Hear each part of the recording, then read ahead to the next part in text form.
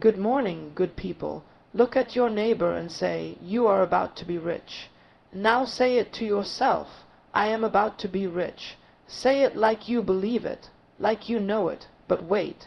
Before you run off chasing gold and cars and clothes, let me explain something to you. You were not born just to make a living. You were born to make a difference. You were not designed for survival.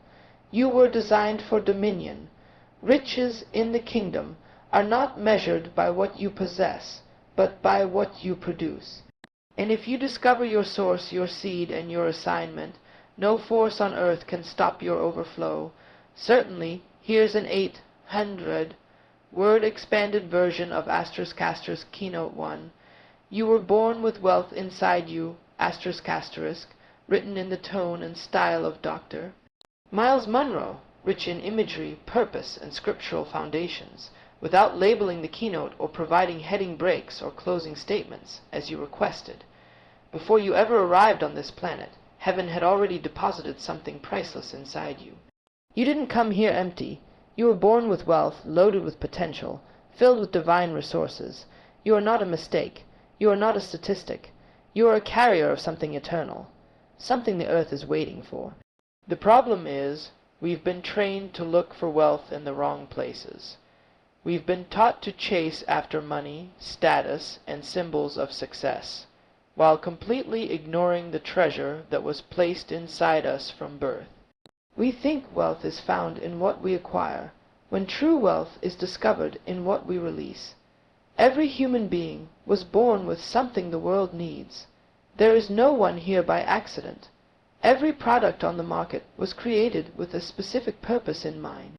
Before a car is sold, it is designed, tested, and preloaded with features that make it useful. You never find a manufacturer who builds a product and then tries to figure out what it should do.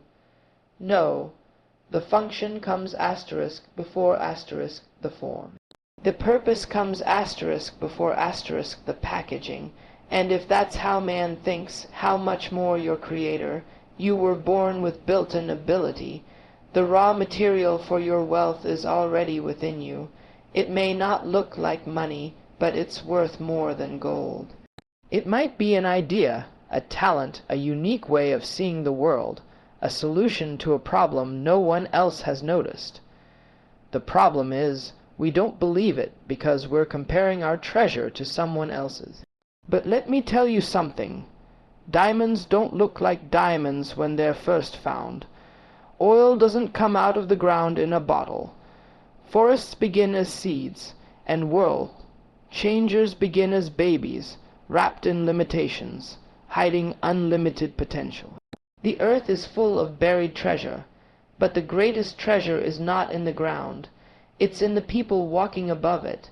Some of the richest places on earth are cemeteries. Why? Because they are filled with books that were never written, businesses that were never started, songs that were never sung, and ideas that never saw the light of day. Too many people die full, but that will not be your story. You are not born to die with your wealth still inside you. When God created man, he said, "Let them have dominion." That word dominion means authority, rulership, governance, not over people, but over territory, gifts, ideas, and purpose.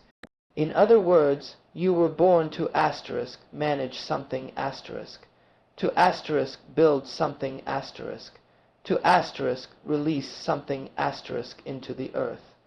You were created to be fruitful, not just biologically, but mentally, emotionally, spiritually, and economically.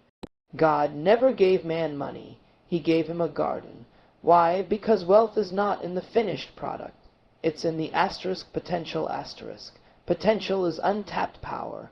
It's unused strength. It's what you haven't done yet, but you could do. And every day you wake up with breath in your lungs, God is saying, there's still more in you. Now you might say, but I don't see it. I don't feel rich. I don't have the resources. That's because most wealth doesn't look like wealth at first. God never gives you a table. He gives you a tree. He doesn't hand you bread. He gives you grain. The raw material is there, but it's your responsibility to recognize it, cultivate it, and multiply it. That's why you must stop cursing your background, your neighborhood, your family history. Stop saying you don't have enough. What you have is enough to start. The miracle is never in what you lost. It's always in what you have left. Ask the widow with the jar of oil. Ask the boy with 5 loaves and 2 fish. Ask Moses with the staff. What you have may look small to others, but in the hands of purpose it becomes unstoppable. So the question is not, am I rich? The real question is, have I discovered what I carry? Because once you know what's inside you, everything changes. You stop looking for permission. You stop waiting to be chosen. You stop begging for validation. You realize you've already been endorsed by heaven.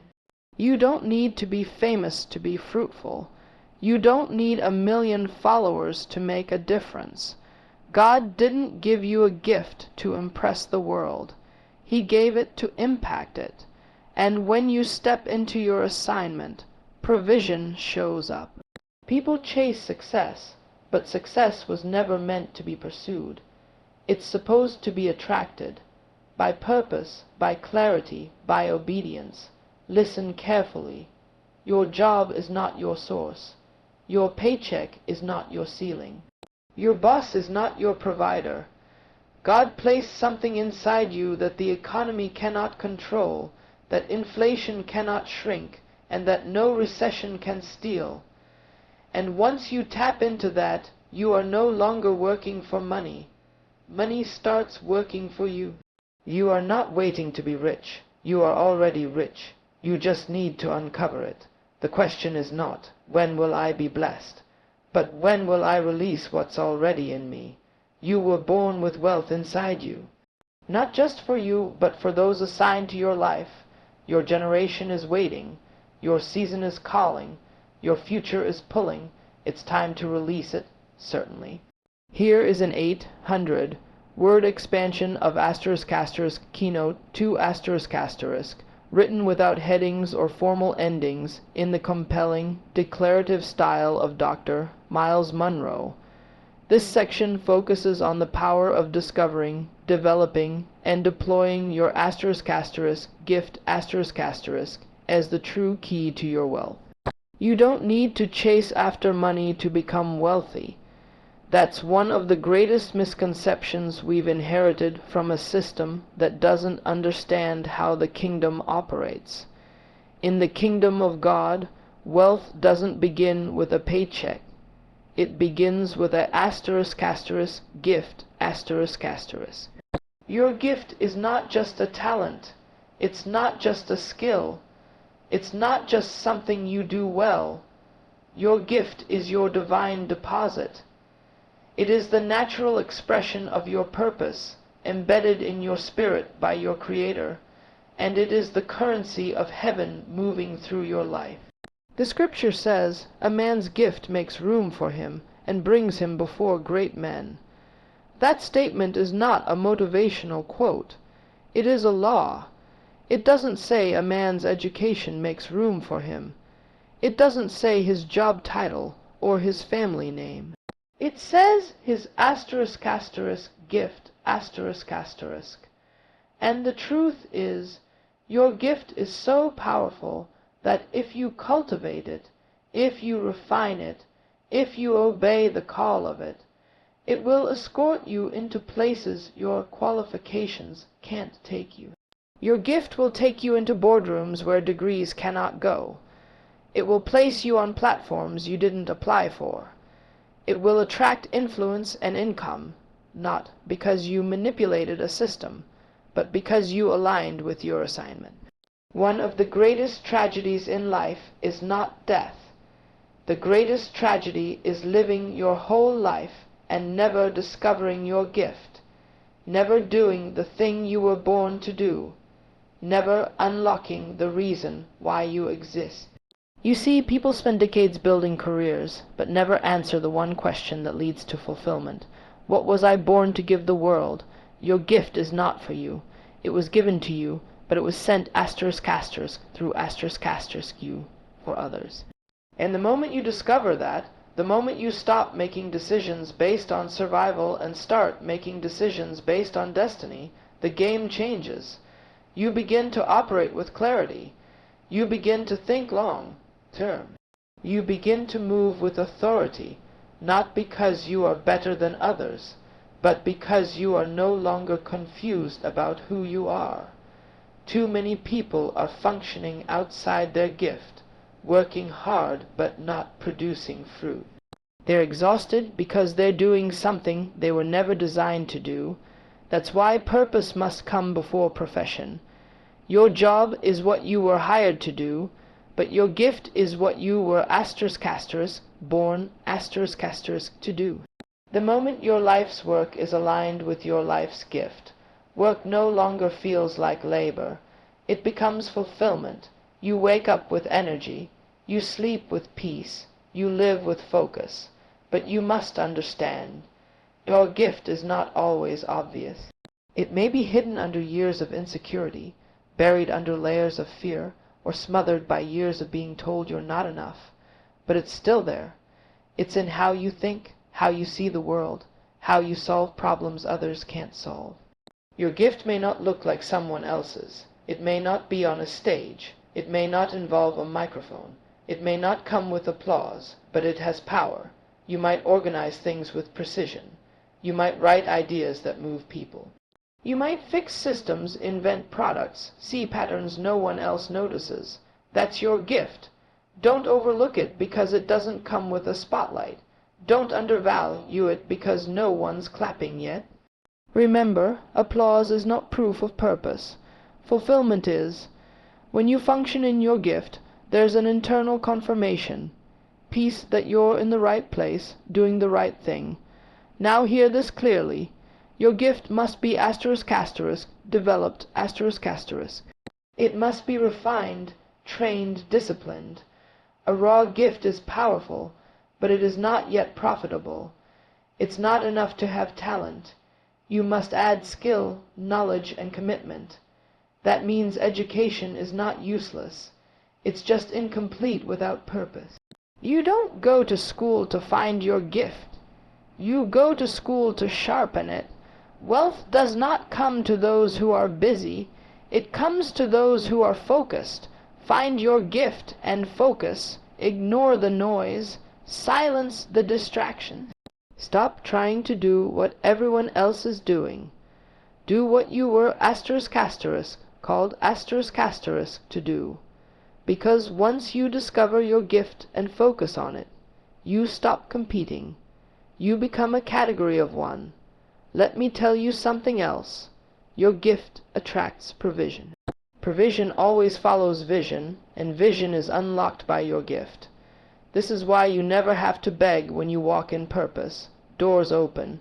People find you.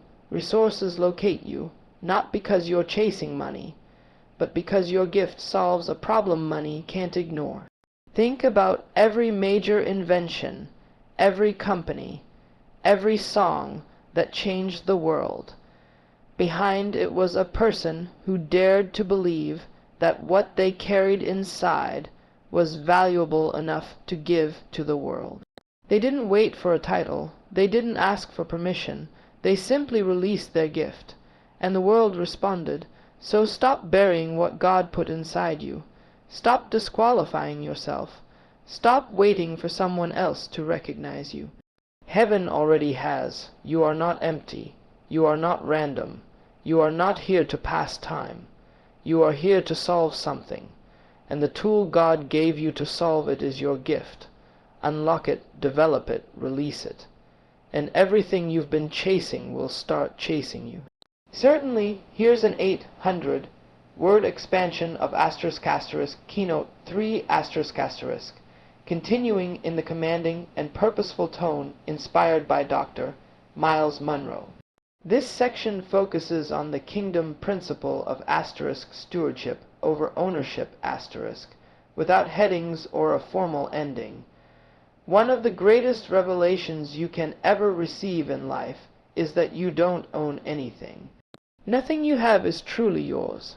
not your house, not your car, not your bank account, not even your body. It was all given to you on loan, placed in your hands temporarily, to see how you would handle it. This principle changes everything, because until you see yourself as a steward, you will always mismanage what was meant to multiply in your hands. Ownership is the mindset of the world. Stewardship is the mindset of the kingdom.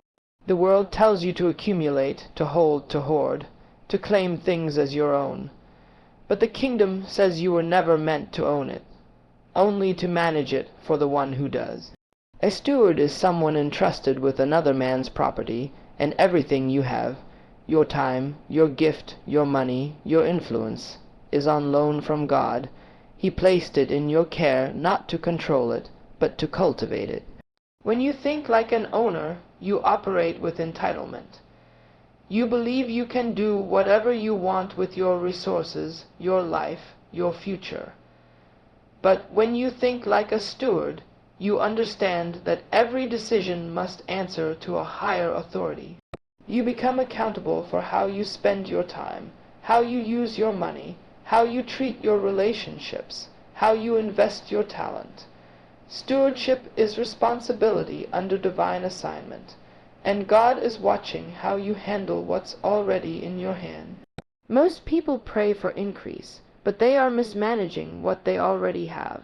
They want more, but they're failing the test of the little. Jesus said, "He who is faithful in little will also be faithful in much." That means your future harvest is not based on your prayer life alone. It's based on your stewardship. If you want to be trusted with more, prove that you can handle less. If you're wasting time now, you're not ready for a greater opportunity. If you're squandering money now, you're not ready for wealth.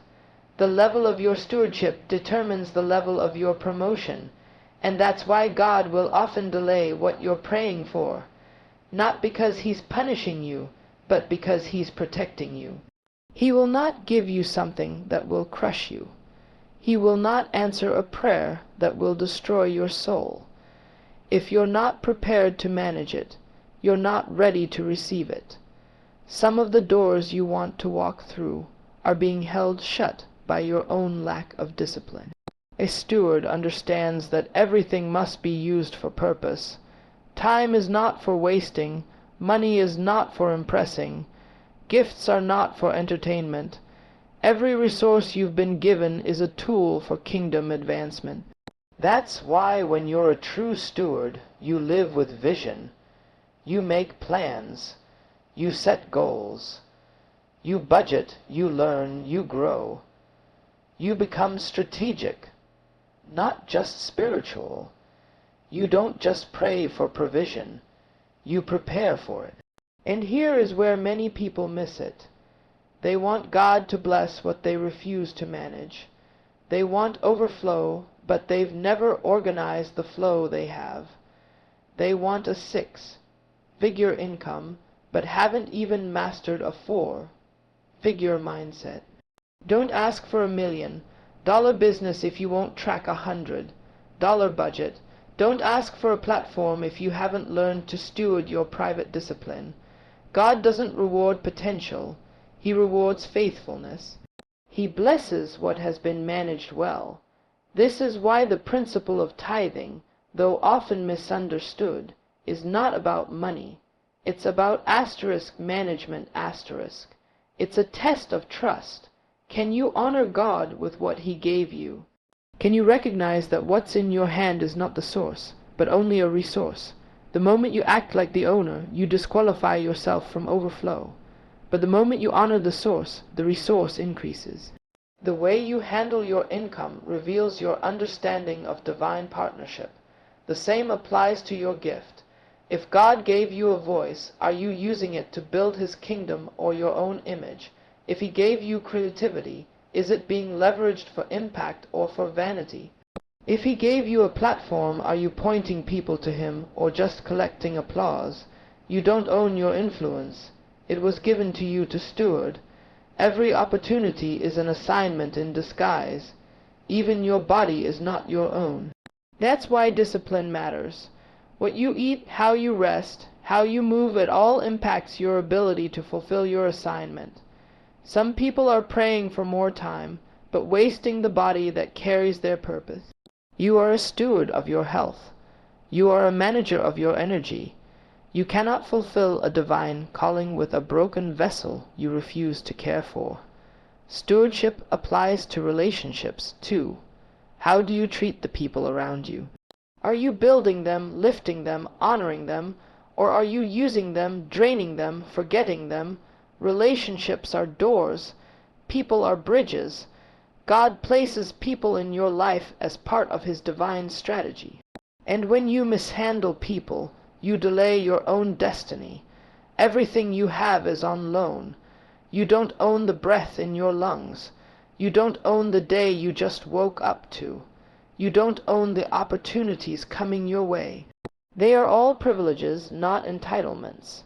And if you treat them with reverence, God will entrust you with more. He is not looking for perfect people. He is looking for faithful stewards. And when He finds one, He says, "Well done. Now I can trust you with greater." Your next level is not in the prayer line. It's in your stewardship. Absolutely. Below is the 800 word expansion of *** Keynote 4***, continuing in the bold, revelatory tone inspired by Dr. Myles Munroe. This keynote focuses on **, the environment of prosperity **, how the atmosphere you choose and maintain determines the growth or stagnation of your gift, your wealth, and your destiny. Seeds don't grow just because they're full of potential. A seed can sit in a drawer for 10 years and still never produce anything, not because it wasn't designed to, but because it wasn't placed in the right environment. Your life is no different. You don't prosper just because you have a gift. You don't multiply just because you have a dream. You only grow when you are rooted in the right environment, an atmosphere that feeds your purpose, challenges your stagnation, and stretches your faith. Every living thing on earth is designed to respond to its environment. Fish thrive in water, birds soar in the air, plants grow in soil, and your gift, your purpose, needs the right conditions to flourish. If you stay in a toxic environment, your potential will suffocate. If you plant yourself in a place that drains your spirit, devalues your voice, or distorts your identity, don't expect to become all that God created you to be. You must be intentional about where you are, who you're with, and what you allow into your space. You can't keep walking with people who tolerate you and expect to be celebrated. You can't keep sitting at tables that feed your appetite but starve your anointing. Atmosphere matters, conversations matter, surroundings shape thinking, and thinking shapes destiny. If the people around you don't challenge you to grow, then you're in the wrong environment.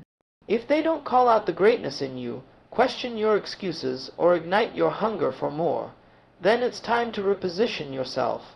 Everything in your life is either feeding your future or fighting it.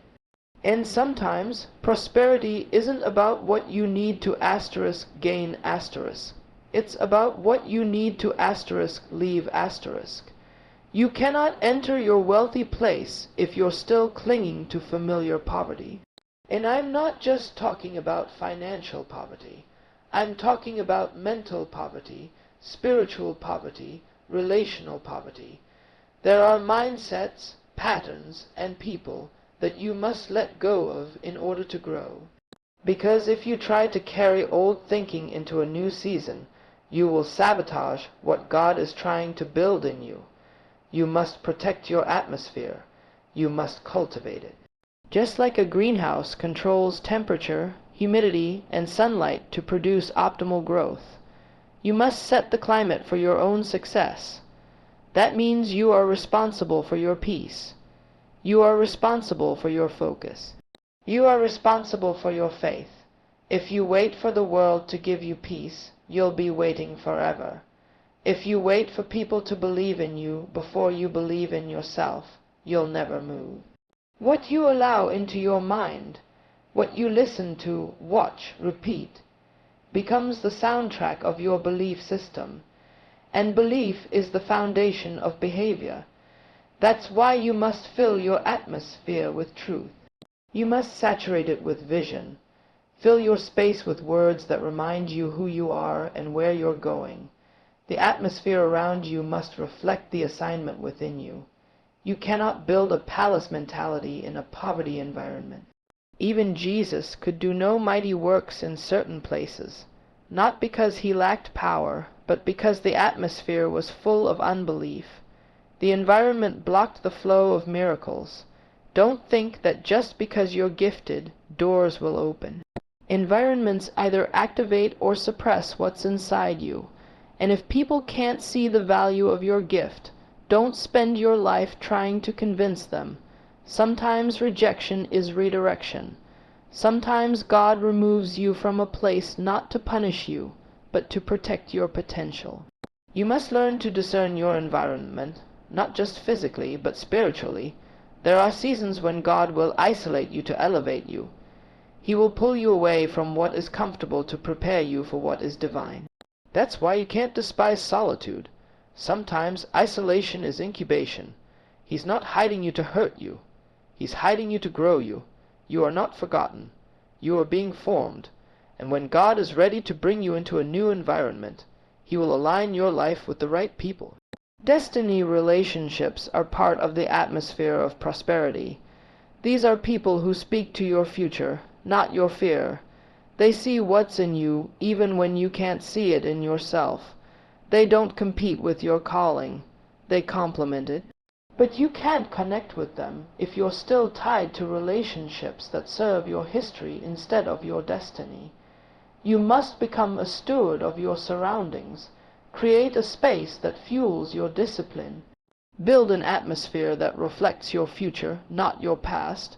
That means order your space, clear your distractions, guard your energy, set your priorities, speak life over your environment.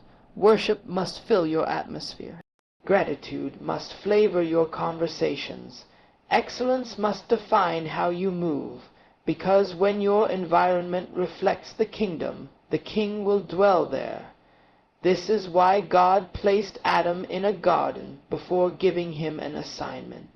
The environment came before the work. God will never release you into a place of productivity without first preparing the atmosphere. And you must do the same. Don't just ask God to bless your efforts. Ask Him to help you build the kind of atmosphere that blessings are attracted to. Because prosperity is not just about what's in your hand, it's about what's in your environment. The difference between a fruitful life and a frustrated life is often the atmosphere you're rooted in. Make no mistake, where you are planted will determine what you produce. Certainly, here is the 800-word expansion of *** Keynote 5***, written in the commanding, insightful style inspired by Dr. Myles Munroe. This section centers on *vision*, how wealth flows not to need, but to purpose and clarity of direction. Wealth is not attracted to people with needs. The world is full of need, and if need alone could guarantee abundance, then the poorest would be the richest. But wealth is never drawn by desperation. It is drawn by *vision*. Vision is what pulls the resources of heaven and earth toward you. Without vision, even great potential becomes paralyzed. Without vision, you may be busy, but you'll never be productive. Vision gives your gift direction. It gives your life structure. It gives your energy meaning. If you want to be rich, if you want to prosper in more than just money, if you want to walk in overflow, in fulfillment, in divine assignment, then you must first get a clear picture of your future. Because God doesn't fund confusion. He doesn't send provision to chaos. He backs up vision with power, clarity, and resources. When your life is guided by vision, doors open that no man can shut, because you're no longer chasing opportunity. You're following purpose. Vision is not ambition. Ambition is about what you want to build. Vision is about what you were born to build. Vision is not something you invent. It's something you discover. It's already inside you, placed there by your Creator. It's the blueprint of your assignment, and when you uncover that blueprint, you stop wasting time. You stop comparing yourself. You stop chasing things that don't belong to you. Vision brings discipline. It forces you to say no, not because things are bad, but because they're not aligned. When you don't have a vision, everything looks like an opportunity. But when you carry vision, you become selective. You learn to recognize distraction dressed as progress. You no longer invest energy in people, places, or projects that don't push you toward your purpose. Vision becomes your filter. It helps you protect your focus. And focus is the currency of the future. The wealthiest people on earth are not the busiest. They are the most focused. They are doing one thing with excellence. They are building one thing with intention. And they are doing it with a sense of assignment. They are not scattered. They are not jumping from one idea to the next. They are rooted in vision. They've seen something others haven't, and they've committed their life to building it. Vision is powerful because it gives birth to strategy. And strategy is what turns ideas into income. It's not enough to dream. You must design. You must take what's in your spirit and put it on paper. Write it, map it, declare it. Your vision must leave your mind and enter your environment. Because when you write the vision, it becomes clear. And when it's clear, you can run with it. You can plan, act, build, and measure your progress. God told Habakkuk to write the vision and make it plain. That's not just for religious people. It's a universal principle. If your vision is not clear, your life will be cloudy. You'll drift instead of lead. You'll respond instead of initiate. But when you write it, you take control of your direction. You are no longer at the mercy of other people's plans. You begin to govern your time, your choices, your habits according to the future you see. And understand this, your vision must be bigger than your current resources. If it doesn't stretch your faith, it's not from God. Vision is supposed to scare your flesh and stir your spirit. It should demand partnership with heaven. If you can fund it by yourself, it might be a good idea, but it's not a God idea. A God vision forces you to lean, to trust, to believe, to walk by faith and not by sight. And here's the secret. Provision always follows vision. The resources will come, but not before the blueprint. Too many people are waiting for money before they move. But heaven waits for movement before releasing the money. Start with what you have. Build with what's in your hand. God will never give you everything at once. He gives seed, not harvest. And what you do with the seed reveals whether you're ready for the next level. That's why wealth flows to visionaries. Because visionaries are builders. They see what's possible before others do. They invest where others hesitate. They move in faith while others wait for proof, and because of that, they often carry what others end up buying. They produce what others depend on.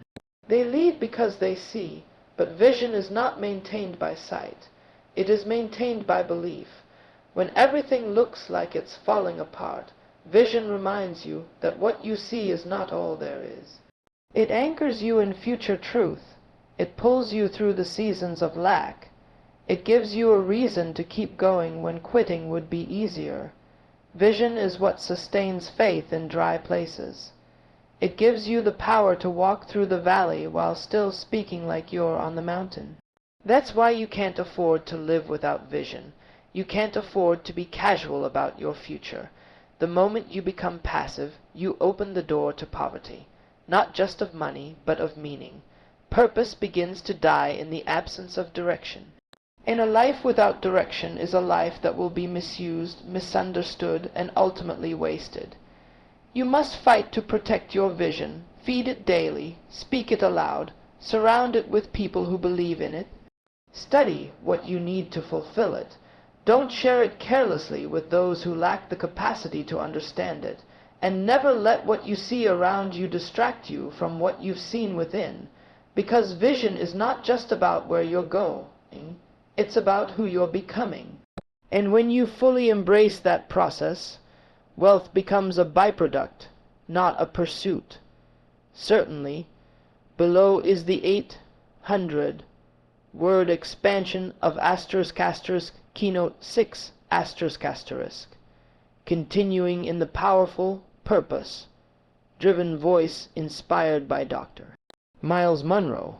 This keynote focuses on the law of becoming how true wealth is not something you pursue, but something you attract by becoming the right kind of person.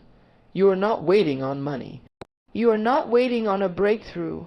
You are not waiting on favor or open doors or divine connections. What you are waiting on is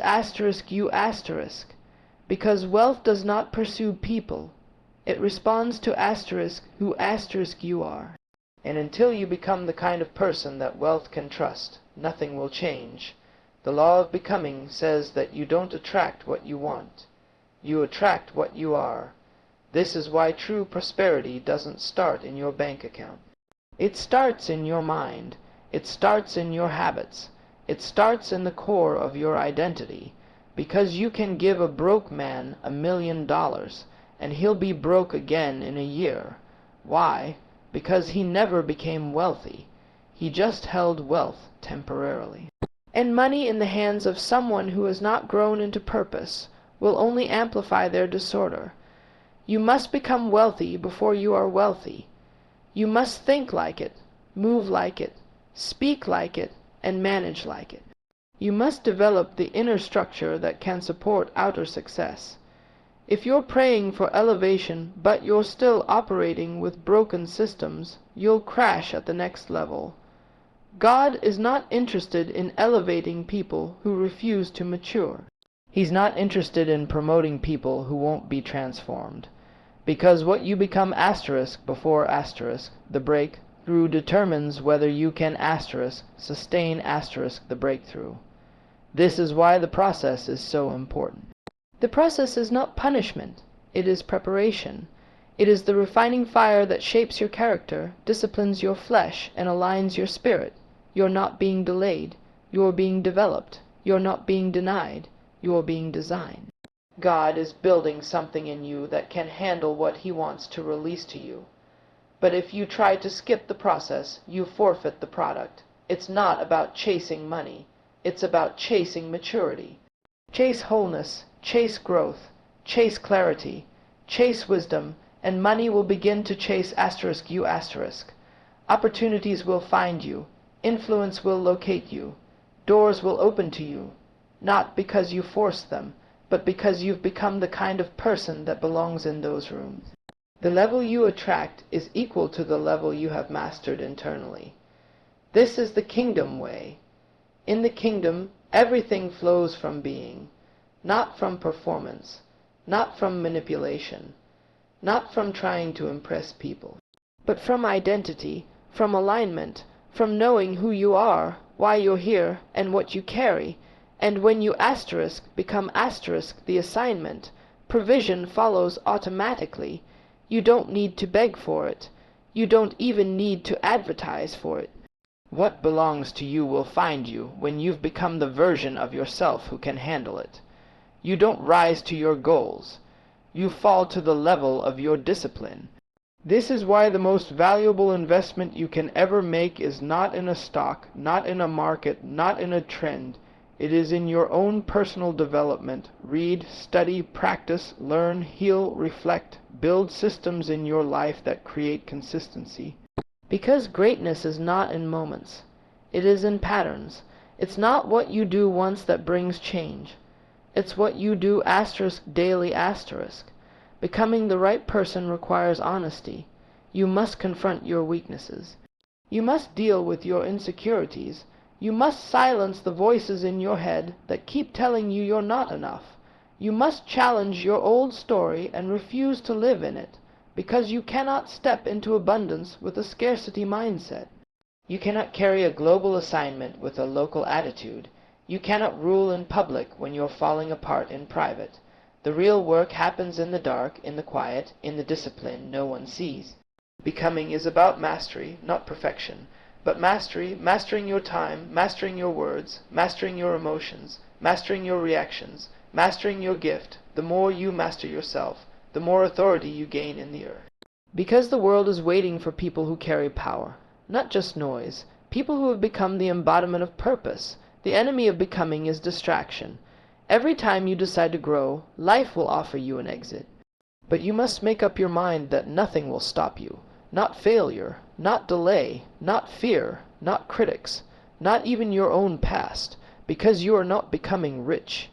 You are becoming you asterisk, the version of you that God had in mind when he formed you. The version of you that lives fully, gives freely, serves boldly, and walks in dominion. When you become the right person, you no longer chase blessings. You become a blessing. You become the answer to problems. You become a carrier of solutions.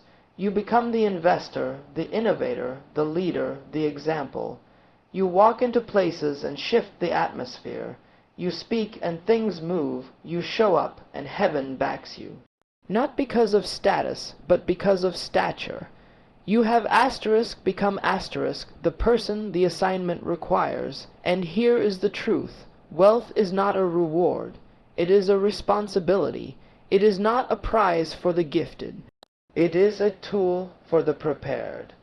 And God is not looking for people who can just spend it.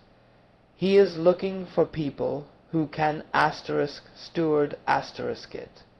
People who can multiply it, manage it, and use it for kingdom impact. People who don't worship wealth, but wield it for purpose. So don't just pray for riches. Pray to become the leader, become the builder, become the master of your space. Because once you truly become, everything else will fall into place. Here is a powerful purpose-driven conclusion to your speech that aligns with the tone and message of all 6 keynotes. You are not about to be rich because of luck or chance or even hard work alone. You are about to be rich because you have discovered truth. You've uncovered the principles that govern increase. You now understand that prosperity is not something you chase. It is something you attract by becoming aligned with your purpose, your vision, your discipline, and your identity. Wealth is not in your future. It is in your becoming. It's not waiting at the end of a rainbow. It's already wrapped inside your decisions, your habits, your obedience, and your clarity. You are not waiting on money. Money is waiting on you asterisk. It's waiting on your mind to be renewed, your gift to be refined, your vision to be written, your discipline to be activated, your atmosphere to be cultivated, and your faith to be fully engaged. Everything you need is already in you. Now the question is, will you rise? Will you dare to become the person God had in mind when he formed you? Will you live with urgency, with intention, with faith so big it embarrasses your fear? You are about to be rich, not just in money but in meaning, not just in assets but in assignment, not just in wealth but in wisdom, because you have chosen to become So stand up, speak up, build. So move and don't look back, because your future is not coming. It's already here, and you are ready.